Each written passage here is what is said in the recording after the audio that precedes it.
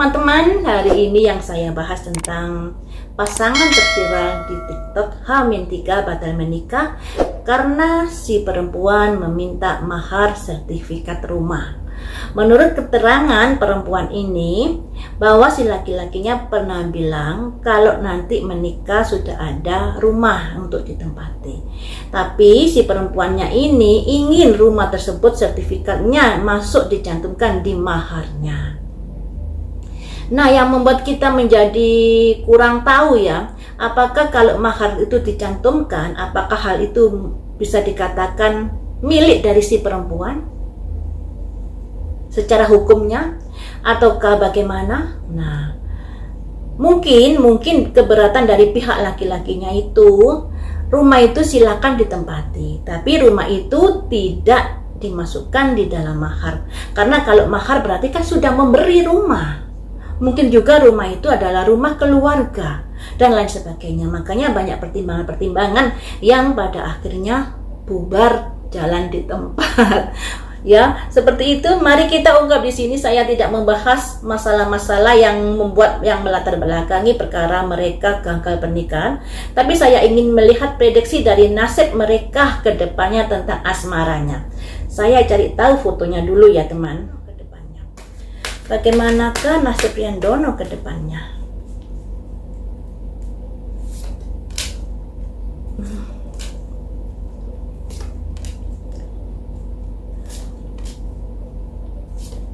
Aduh, dia sangat mencintai perempuan tersebut.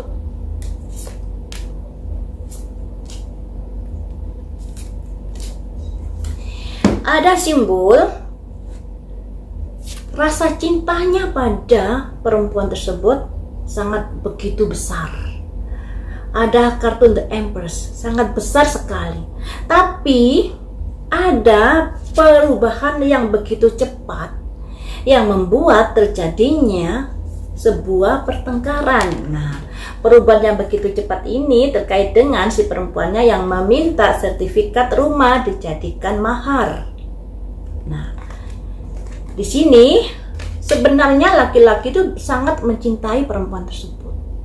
Dan setelah terjadinya gonjang-ganjing ini, si laki-lakinya berusaha untuk memulai kembali hidupnya. Walaupun gak bisa dipungkiri rasa sakitnya itu begitu dalam. Ibaratnya ya, orang sudah bermimpi mau menikah kemudian berputar ke bawah, yang membuat dia menjadi merasa malu, merasa ada aib, dan lain sebagainya terkait dengan pembatalan pernikahan tersebut. Ada roda berputar, perputaran nasib. Jadi ya anggap saja semuanya ini karena memang nasib yang tidak berjodoh. Lebih baik dipungkas seperti itu sehingga tidak ada rasa sakit yang begitu dalam.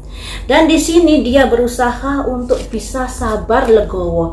Ada simbol balance di sini, berusaha untuk menerima semuanya itu dengan ikhlas untuk si laki-lakinya tersebut. Dan dia berusaha untuk menjalani kehidupannya lebih baik lagi. Dia mampu melewati masa-masa sulit ini nanti ya. Berusaha melewati masa-masa sulit itu, walaupun di sini banyak sekali tantangan-tantangan atau kesedihan atau kekecewaan atau sakit hati yang sudah dirasakan. Dan dia akan berhasil melewati masa-masa ini. Untuk Rian Dono ini. Jadi walaupun dia gagal menikah dengan perempuan tersebut, sekalipun tadinya dia sangat-sangat besar rasa cintanya, tapi dengan adanya gonjang-ganjing yang terjadi ini, pada akhirnya dia bisa legowo menerima apa yang sudah terjadi, dan dia bisa menghadapi semuanya itu dengan hati yang tegar. Nah, kemudian setelah melewati masa ini, apakah dia nanti akan bertemu seseorang yang bisa membahagiakan dirinya? Tentunya nggak secepat itu ya, ataukah dia akan larut di dalam kesedihan sepanjang hidupnya? Untuk Rian Dono ini bagaimanakah nasib asmaranya? Yang ini tadi masih sekilas cerita di awal ya teman-teman. Ada beban berat yang dia pikul, ada kesedihan sekalipun dia sudah bisa menaklukkan atau bisa melewati masa-masa sulit itu, tapi di sini ada kondisi-kondisi dia terbebani atau sakit hati atau kehidupan yang begitu berat dirasakan tentang asmaranya.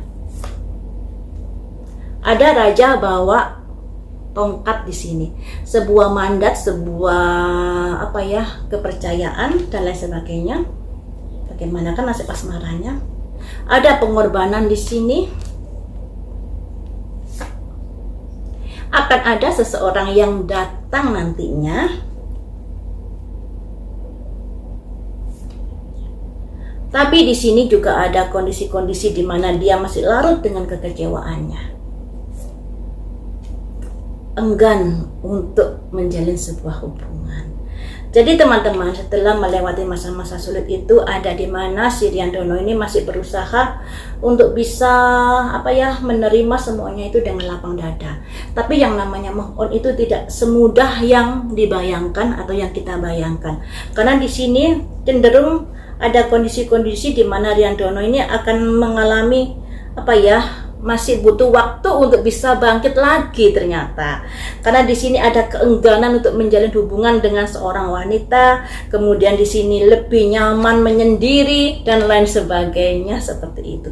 Nah, di sini untuk Riandono, nasihat saya, apa yang sudah terjadi sudahlah ya, sekalipun mungkin malu dan lain sebagainya yang kamu rasakan. Tapi di sini hidupmu masih panjang. Jika kamu larut dalam kesedihan yang membuat hidupmu akan jalan di tempat, buka hati, kuatkan dan menata masa depan, tetap semangat untuk menjalin hubungan dengan seorang wanita. Karena tidak semua seorang wanita memiliki sifat karakter seperti mantanmu. Mungkin kamu akan bisa mendapatkan sosok yang lebih baik, yang lebih bisa membahagiakanmu dan lain sebagainya. Makanya itu, buka hati seluas samudra, terima semua pertemanan, kemudian disaring, difilter siapa yang cocok untukmu. Semoga kamu bisa mendapatkan sosok wanita yang kamu harapkan ya. Sosok seperti apakah yang akan menjadi jodoh Riandono nanti? Sosoknya seperti apa? Dia pandai dia pandai dalam memanajemen keuangan. Mungkin seseorang berdagang atau bagaimana, atau seseorang yang intinya dia hemat dalam mengeluarkan keuangan, tidak boros. Sosok seperti apakah yang jadi jodohnya nanti? Ada perempuan muda di sini yang selalu merencanakan ke depannya ini harus bagaimana. Perencana. Dan dia dengan orang tersebut nanti akan bahagia. Memulai sebuah hubungan kayaknya di luar daerah, di luar desanya ya. Kalau dengan mantannya tadi kan masih satu desa. Ini nanti orang yang menjadi jodoh dari Riandono ini adalah orang yang jauh dari desanya. Kemudian seseorang ini orang yang selalu berpikir, selalu merencanakan kehidupannya, dan orang ini sangat hemat dalam hal keuangan. Dan orang inilah yang nanti yang akan bisa membahagiakan Riandono. Kalau menurut penglihatan saya, sosoknya ramping ya, nggak begitu gemuk orangnya. Cuman dia kalau tubuh tingginya masih proporsional. Dan dia kalau berkata sangat-sangat sangat dipikir matang-matang, tidak asal berkata. Kemudian dia ini orangnya juga kenceng. Kenceng di sini berarti orangnya ini kalau ada pendirian susah dibelokkan untuk yang jodohnya Riandono ini. Tapi dia perencana hadrat dalam hal masalah keuangan dan bisa mensukseskan atau bisa membuat Riandono bahagia ke depannya. Untuk Riandono ini, untuk Yesi, bagaimanakah asmaramu ke depannya setelah berpisah dengan Riandono?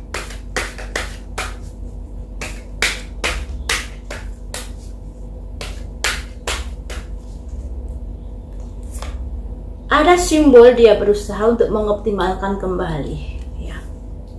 Dia berusaha bangkit di sini setelah tersakiti. Jadi dia juga merasa tersakiti atas batalnya pernikahan tersebut. Kemudian ada pengorbanan di sini. Ada keengganan untuk bicara juga. Kesepian. Karena impiannya untuk bisa menikah menjadi gagal. Tapi di sini nanti akan ada orang yang datang juga untuknya. tapi juga merasa merasa ada trauma dalam menjalani sebuah hubungan, karena di sini ada tongkat 10, sensitif banget seperti itu. Dan di sini juga kayaknya orang jauh yang akan dekat dengan Yesi. Jadi seperti ini teman-teman ya. Yesi juga mengalami kepedihan yang sama dengan Riandono. Di sini ada kondisi putus ya, ada simbol pedang 10, sebuah keputusan yang membuat hubungan mereka menjadi kandas. Padahal mereka sudah bermimpi nanti akan menikah begini-begini, dan juga mereka juga sudah foto pre-wedding dan lain sebagainya, juga sudah mencetak undangan H-3. Aduh, tentunya sangat-sangat menyedihkan juga buat Yesi. Dan di sini Yesi ada kondisi-kondisi setelah terjadinya peristiwa tersebut, dia merasa hidup menjadi lebih sepi. Hidup kesepian, apa yang diharapkan sudah hancur. Dan di sini nanti akan ada seseorang yang datang, tapi kayaknya si Yesi kurang mau menanggapinya, dikarenakan hatinya masih ada trauma atau masih terluka dengan apa yang sudah terjadi. Nah, kemudian yang akan saya prediksi ciri-ciri jodohnya Yesi ini seperti apa? Ciri-ciri jodohnya Yesi. Nah, ciri-ciri jodohnya Yesi ini seperti apa nantinya? The High Priestess, seseorang yang bisa dikatakan kayak alim ya, agamanya kuat seperti itu, tapi memiliki kekakuan hati, keras orangnya. Jodohnya Yesi nanti seperti apa? Ada keluarga yang juga kurang menyetujuinya nanti, kurang srek begini-begini seperti itu selanjutnya. Tapi mereka saling mencintai. Dan di sini mereka berusaha gigih untuk melanjutkan sebuah hubungan. Ada pencerahan, ada kemapanan. Jadi teman-teman seperti ini. Yesi nanti akan ada seseorang yang dekat dengannya. Seseorang ini bisa dikatakan seseorang yang agamanya kuat, tapi dia memiliki orang yang bisa dikatakan agak keras orangnya, kurang bisa mengendalikan egonya. Dan di sini ada keluarga-keluarga atau orang-orang dekat di Yesi dan pacarnya nanti yang kurang menyetujui hubungan mereka berdua. Ada kondisi yang kurang menyetujui hubungan mereka berdua. Apakah ini terkait dengan gosip-gosip yang saat ini, yang ada kekhawatiran dari pihak lakinya, ataukah ada hal-hal yang lainnya? Ya, entahlah, nanti kita lihat ke depannya ya. Selanjutnya di sini sekalipun begitu mereka berusaha untuk melanjutkan hubungan tersebut. Tapi di sini ada pencerahan terkait dengan koin 9, kemapanan. Apakah ada keinginan untuk menikah dengan seseorang yang mapan? Itu sebenarnya hal yang wajar ya, karena materi itu adalah sesuatu yang vital. Tapi kalau saya mohon jangan sampai kejadian dengan Riandono terulang kembali di sini. Jadi sebelum menikah ini jangan terlalu nekat dulu kalau melihat dari sisi keluarganya si Yesi. Pertimbangkan baik-baik, bicarakan dengan keluarganya dulu, apakah menyetujuinya dengan sosok ini atau tidak. Karena di sini ada lingkungan yang kurang menyukai hubungan mereka berdua nantinya. Jangan nekat lagi, pertimbangkan baik-baik dengan keluarga ya. Apalagi di sini juga ada simbol kemapanan, kemandirian yang juga diperhitungkan di sini. Apakah hubungan mereka nanti disetujui atau bisa sampai ke pernikahan? Karena di sini tadi kan ada keluarga atau orang di sekitar mereka berdua yang kurang menyetujui hubungannya. Apakah mereka berdua nanti disetujui? Ada wish counselor masih dipertimbangkan. Nah, jadi ada peluang untuk disetujui, tapi juga ada peluang untuk tidak disetujui, karena ini masih dalam pertimbangan tentang kedekatan mereka berdua. Seperti itu ya teman-teman untuk Yesi asmaranya. Harapan saya baik Yesi dan Rian, apa yang sudah terjadi jadikan sebagai pembelajaran. mencintai seseorang itu juga butuh pertimbangan keluarga kedua belah pihak. Jika salah satu keluarga kurang merestui, harusnya sudah mengetahui risiko yang harus dihadapi. Dan dalam hal mahar juga harus dibicarakan matang-matang sebelum H-3, karena ini adalah sesuatu yang penting. Merencanakan sebuah pernikahan itu banyak sekali hambatannya, tantangan.